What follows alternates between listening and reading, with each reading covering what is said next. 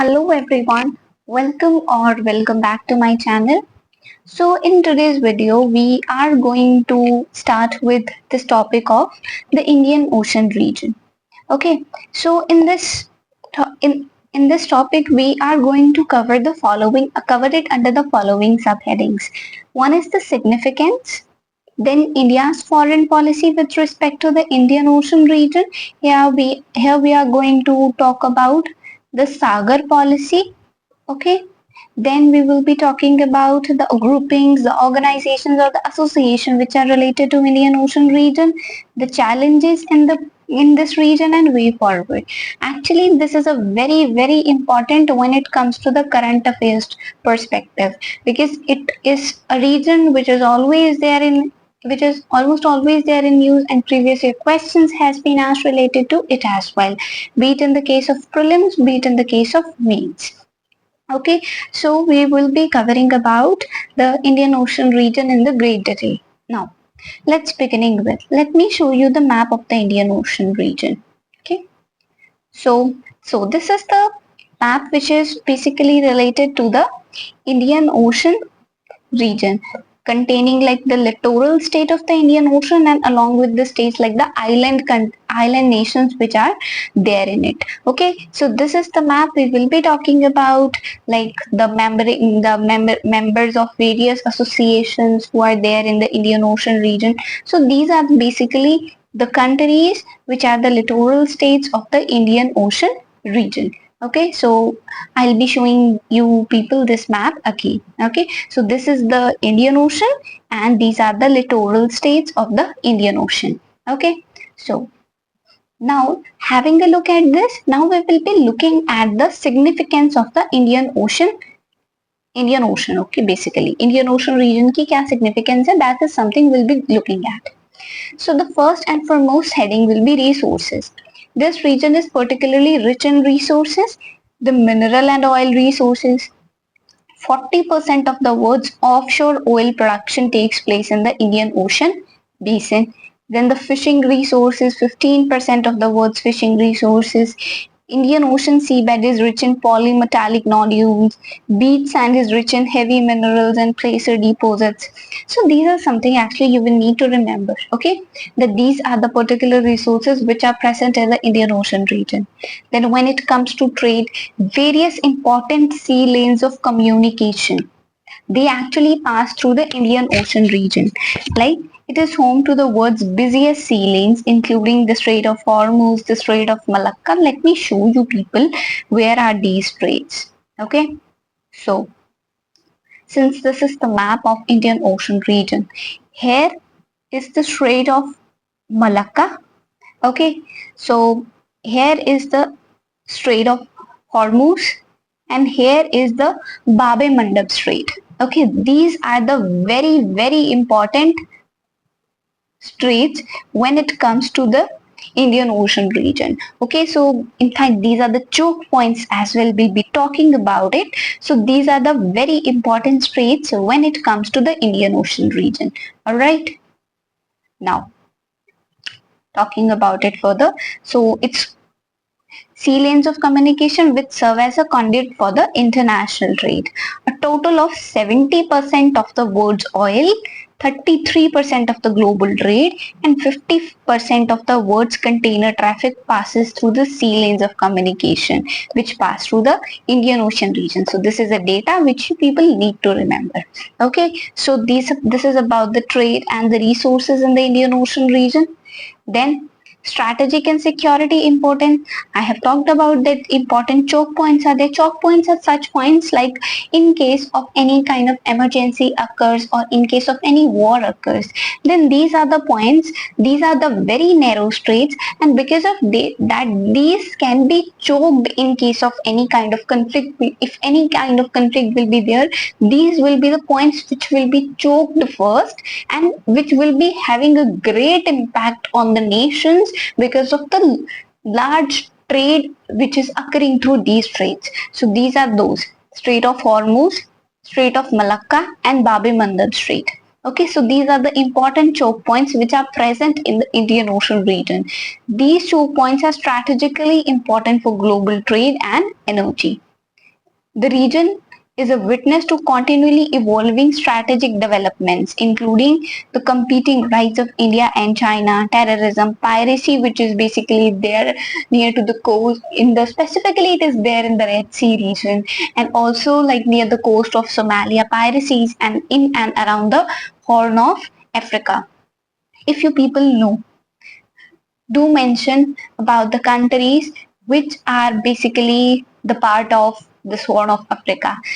I can give you a kind of a hint that this is a kind of mnemonic which is basically used to remember these Horn of Africa की जो countries हैं उनके लिए. So do tell me in the comment section like what 4 countries are these. Okay, then also why it is important for the strategic or the security importance. Terror attack in Mumbai which occurred in 2008, that is thought to have happened through the Indian Ocean, like through the Arabian Sea region only. Okay, so through the ocean, basically, it is considered that through the ocean that particular attack took place. Okay, so it needs to ensure the security of the region. So this is the strategic and the security importance of the Indian Ocean region. Then when it comes to the environmental importance, it's home to several marine ecosystems including coral reefs, mangrove forests, which are vital for maintaining biodiversity and supporting the local community. So environmental importance is also there. So these are the various significances of the Indian Ocean region. Now, continuing with it. Now, so considering the importance, so first of all, we will consider the importance of Indian Ocean region specifically for India. Okay, so first of all, let's look at it then we will look at India's foreign policy with respect to the Indian Ocean region. See, the first and foremost thing is India is located at the head of the Indian Ocean. Okay, and so Indian Ocean contribute immensely to the economic growth and the security of India. Approximately 95% of the country spread by volume and 70% by value is moved through these sea lanes of communication of the Indian Ocean. It's a natural inheritor of resident marine power of Indian Ocean. It has 12 major ports and around 200 minor ports in the Arabian Sea and the Bay of Bengal. Considering this, so Indian Ocean region, it's very important for India. India's interest in the Indian Ocean region is inclusive and sustainable in nature. India's maritime development shall complement its economic development. And so there has been this renewed vision for the growth and prosperity of the whole in the region. And that is nothing but, and the objectives like we want the growth and the security of all the countries who are present in the Indian Ocean region. And these objectives India has sought to be achieved through a policy of through this maritime policy, which is the Sagar policy. That is nothing but the security and growth of all in the region. What India wishes is India wants to become the net security provider in the region, like which is like important for India also to establish it's basically a kind of regional power. So that's why India wants to become this net security provider in the region, and also this aim is going to be achieved through this Sagar policy. Okay, so now continuing with, we will know about some points or some basic important elements of the Sagar policy. Okay, Sagar policy is there. It is basically considered to have 6 main elements. So what are these 6 elements? One is security. This is to enhance capacities to safeguard land and maritime territories and the interest in the Indian Ocean region. Then is deepening economic and security cooperation with the friends in the region, especially the maritime neighbors and the island state. India will continue to build their maritime security capacities and economic strength. Okay, then is the collective action. There will be a promotion of collective action to deal with the natural disasters and maritime threats like piracy, terrorism, and emergent non-state actors. So that the goal will be to deepen the mutual understanding on the maritime challenges and strengthen the collective ability to address them. So like you can see, the Full form is security and growth for all in the region. First is specifically for security. Next one is deepening of economic as well as security cooperation. Then is a collective action, be it related to the maritime challenges like piracy, terrorism are there, or be it related to some kind of natural disaster or environmental challenges which are there in the Indian Ocean region for that. Then is the sustainable development. It is to promote greater collaboration in trade, tourism and investment, infrastructure development, marine science and technology, sustainable fisheries, protection of maritime environment and overall development of ocean or the blue economy. So these are the points which are like, this is related to the sustainable development. Then there is this maritime engagement, and the goal is to like to seek a climate of trust and transparency, respect for maritime rules and norms by all the countries, sensitivity to each other's interest, peaceful resolution of maritime issues, increase in the maritime cooperation. Then there is regional connectivity and infra development. This include the projects to promote hinterland linkages and strengthening regional connectivity, linking South Asia to Southeast Asia and the Gulf, or think through like when it comes to the linking to the South Asia to the Southeast Asia, that is through Act East policy, and when it comes to connection to the West, this is through the Think West policy. So as you can see, these are the 6 major elements of the, particularly we can say, the Sagar policy, and you people need to remember these 6 points. Actually the headings need to be remembered, and else things you can write it by yourself as well, but you need to remember these headings. Like, what are the 6? For the security, for deepening the economic and security cooperation with all the friends in the region, collective action like in order to deal with natural disasters as well with maritime challenges. Then there should be the sustainable development like of like in every kind, be it trade, be it tourism, or be it environmental case is there, be it marine science and technologies, like we want a sustainable development in the region. Then there is this maritime engagement. Then like disputes should be resolved through resolutions, international norms needs to be followed in the region. All right.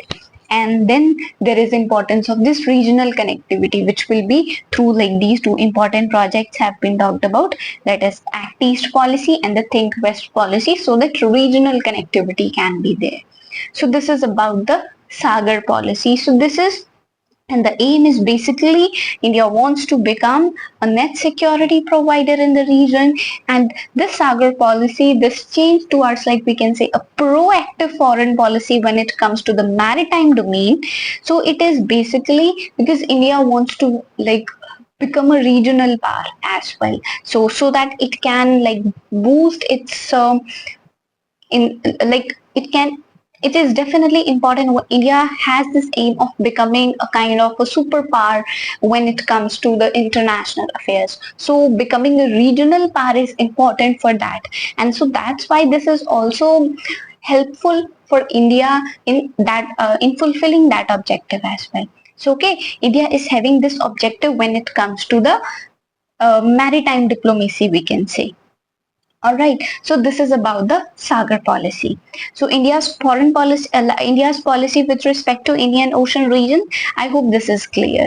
Like why it is Indian Ocean region is important for India and what is the main policy. This is the Sagar policy. Okay, now moving further, now we are going to talk about the important groupings which are present in the Indian Ocean region. And the first one we'll be talking about is the Indian Ocean Naval Symposium. And the question, this is important because the question has already been asked in prelims earlier as well. Okay, so this is important.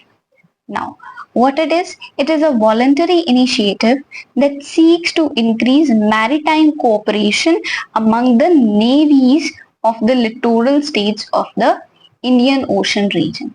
It's important that it is in order to increase the cooperation, maritime cooperation among the navies of the littoral states by providing an open and inclusive forum for discussion of the regional relevant maritime issues. So basically this is the aim, that maritime cooperation should be there among the navies of the countries. So like, and for that this forum is there, open and inclusive forum is there, so that relevant issues which are related to the security or the maritime security can be discussed. So because of that, this Indian Ocean Naval Symposium is there. It was conceived by Indian Navy in 2008. The inaugural session was held in February 2018 at New Delhi, with Indian Navy as the chair for 2 years. It has 25 members and 9 observer states, and the chairmanship lies with the navies of the member countries. So these are the important points. Then talking about further. So now these are all the member countries of the member countries and the observer states. See, if you want to remember the member countries, so let me show you in the map how can we remember this. All right. See, South Africa. See, when we like beginning it from the clockwise direction, we'll see what are the countries which are the part of the Indian Ocean Naval Symposium. So these 25 countries are the part of it. Okay, so let's just try to understand easy. Let's try to visualize it so that it can be easy for us to remember the name of all the 25 countries which are the part of this Indian Ocean Naval Symposium. All right, so beginning from here: South Africa, Mozambique, Tanzania, Kenya. Important to remember, here is Somalia, which is not the part of Indian Ocean region. Here is Djibouti, which is not which is not the part of Indian Ocean Naval Symposium. Here is Djibouti, which is not the part of Indian Ocean Naval Symposium. Here is Eritrea, which is the part of Indian Ocean Naval Symposium. Then Saudi Arabia is there, Oman is there, UAE is there. Again, here is Yemen, which is not the part of Indian Ocean Naval Symposium. Then Iran, Pakistan, India, Bangladesh, Myanmar, Thailand, Malaysia, Singapore, Indonesia, Timor-Leste, Australia. These are the littoral, these are the countries. Then there is Sri Lanka, then there is Maldives, then there is Seychelles, Mauritius, France, and यहाँ पे ये जो चैगोज हैं island है, सो यहाँ पे basically UK is also the part of it. These 25 countries are the part. So basically you can go from clockwise direction and then you can remember these countries which are there in the Indian Ocean region. Okay, an important point to remember is here these three basically which are not the part, that is Somalia, Yemen and Djibouti, but Eritrea is a part of this Indian Ocean Naval Symposium. Alright, so these are the points which is important for you people to understand. You can remember it like from clockwise direction and then these 1, 2, 3, 4, 5, 6 and then these 6 countries which are present like island states which are there in the Indian Ocean region. Okay, so so you can remember it like this. Okay, so these are basically the 25 member countries of the Indian Ocean Naval Symposium. 9 observers are there. Who are these? China, Germany, Italy, Japan, Madagascar, Netherlands, Russia, Spain and the Republic of Korea. South Korea is there, so this is the latest observer. Alright, so these are the observer states of Indian Ocean Naval Symposium. So these are the points which you people need to remember about the Indian Ocean Naval Symposium, and the question in prelims has been asked about it. Alright. Now, there is another organization, that is Indian Ocean Rim Association. It's an intergovernmental organization established on 7th March 1997. Secretariat is there in Mauritius. It became an observer to United Nations General Assembly and African Union in 2015.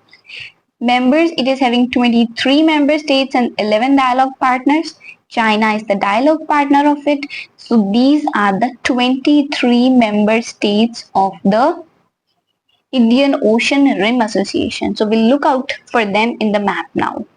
And yes, this is a very, very important point to remember that Pakistan and Myanmar, they are not the part of Indian Ocean Rim Association. Alright, this is a very important point. Do remember it. So these are all the points which are important from the prelims perspective.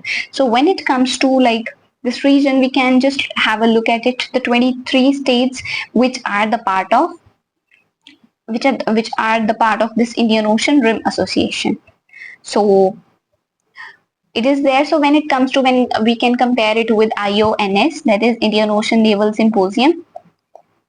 So in Indian Ocean Naval Symposium, Pakistan and Myanmar were the part, but in Indian Ocean Rim Association, these are not the part. And also, Eritrea is not the part of it. See, Australia is the part of both. Bangladesh is the part of both. Comoros, it's the part of Rim Association, but not the part of Indian Ocean Naval Symposium. France is the part of both India, Indonesia, Iran, Kenya. It's the part of, like, these countries are the part of both. Madagascar.